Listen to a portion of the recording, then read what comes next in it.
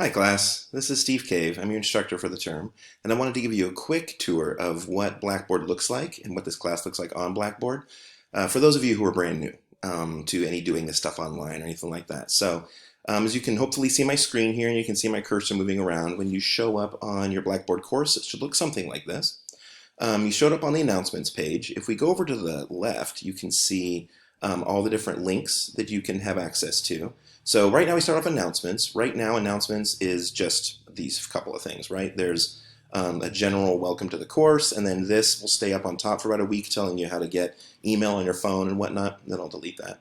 If we come over here to the menu on the left, this is how you're going to navigate most things. The first top button here is announcements. That's where we are. By the way, these announcements, I will be sending out 1 or 2 a week, and they will also show up as emails. So I've had students get confused by that in the past. So if you get, hopefully you'll get an email of every single announcement. So keep an eye out for those. And if you're ever wondering what you should be doing in class, come check out the announcements or just ask me. Over here on the side now, we also have course information. This is a bunch of information on this page.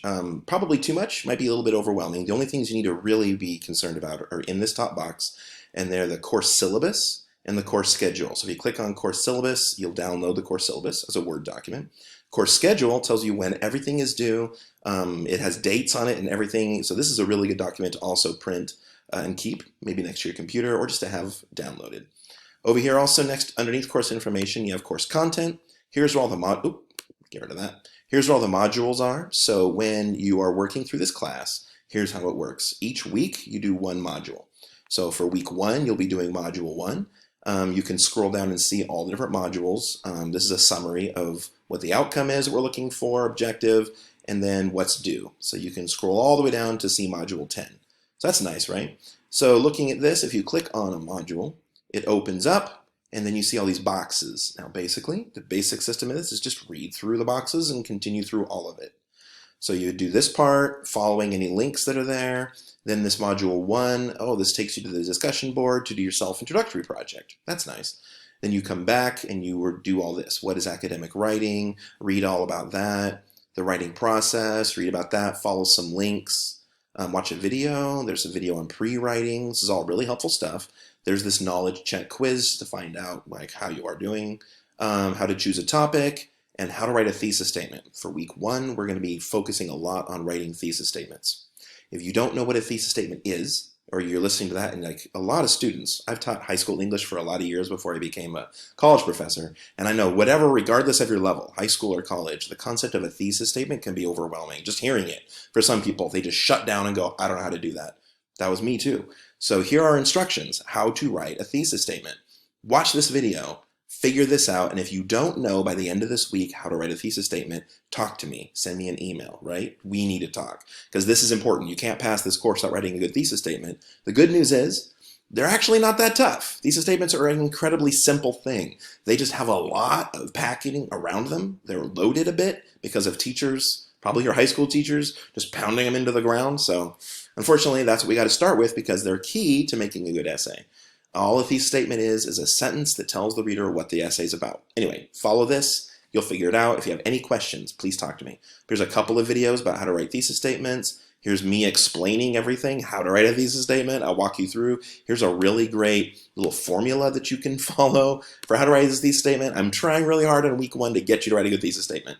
Anyway, keep following. Here's instructions on how to reply to your fellow students. And then a link to the discussion board to do week 1. So every week you will have one discussion board to do as well. And then you can go to the next module. So if you just follow this, you won't miss anything, right? This is true for every week over here in course content. I'm going back over here. This little thing is popping up. So that's under course content, all the modules. Then if we go to discussion board, you have one of these due every week too. This top one is to post questions. If you have any questions that you think the whole class might have, this is a great place to post them because then I'll see it and I'll comment and come back and help. You can also, though I have in red here saying, if you have an urgent question, call or text me. If you call just directly without texting me ahead of time, I won't know what your number is and I'll ignore it because I'll think it's spam. But if you text me first, then I'll know to answer it and I'll tell you if I can answer it right then. But if you have an urgent question, I'm here. The whole point of that is I'm available. You can email me, you can call me, you can text me. We can also set up a Zoom meeting or a Skype meeting, whatever works best for you. As we scroll down, you'll see Module 1 is available, and it's creating a thesis statement. So here's instructions, how to write a thesis statement. Here's some possible topics that you can choose from if you want to try and help you out. Walks you through, and then you see the Module 1 also, self-student introductory assignment. That's your first week 1's work on the discussion board. So make sure you get both of those done. Each week I'll be unlocking the following week's discussion board. So make sure to pay attention to which week you're on, because as it gets later in the week, usually on Thursday, I unlock the following week. Oh, usually. It's not a hard and fast rule. So I can come back over to this menu on the left again, and we see assignments. Click on assignments, and you can see all the assignments for this class. So there's an ethics quiz. I'll be reminding you to take that. I think that's in week 3. It's the only quiz in this course, and you can retake it over and over again until you pass it, but you have to have it done by the end of week 3. You can do it right now if you want. It's up to you. Don't miss it, though. A lot of students miss it, and then it's just points lost. If you scroll down, there are 3 essays. You have an informative essay, a persuasive essay, and a summary analysis essay. So those are the 3 essays for the class, and that's the entire course. Really, right? Doesn't seem like too much to tackle, and I'm here with you the entire way to help you out. Underneath assignments, you see my grades. If you click on that, I'm actually not sure what happens if a student clicks on that.